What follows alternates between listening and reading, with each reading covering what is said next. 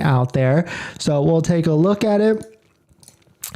If you missed this, it looks like the EV price war has been turned up a notch, and Polestar, of course, a competitor, another EV competitor out to Tesla, has dropped the price of one of their vehicles $30,000, which is pretty crazy to think that they're doing this right off the bat.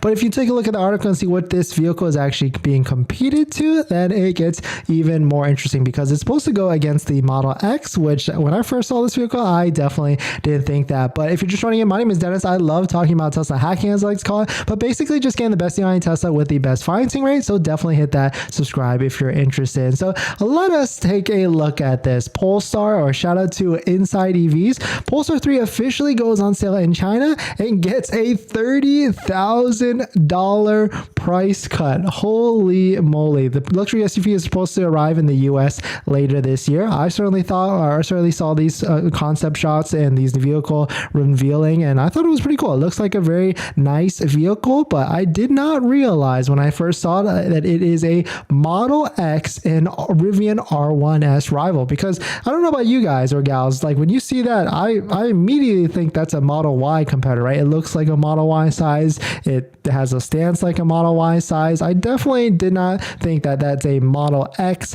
competitor, at least from, first initial thoughts. But Polestar 3 was officially launched in China. It's supposed to come to America and Europe later this year. But when it first initially was worldwide released, it had a price of $127,000. I guess they probably saw what Model X would price at the time, like 110, 120. And they're like, oh, we could price it exactly at that. But now that the Model X is what, like a 110, maybe even though it's $100,000 vehicle at this point, they probably were like, oh, that's way too much. We need to drop our price. And the funny thing with this is Model X is $100,000 today, but give it another month or two, or maybe even three, the end of the next quarter, this could be a $90,000, maybe dare I say $80,000 SUV in the next few months. So Tesla likes to put the pressure on other manufacturers, and it seems like Tesla is undercutting everybody. But I don't know about you guys and gals, like that is definitely not a Model X compared to me, at least like from what it looks like.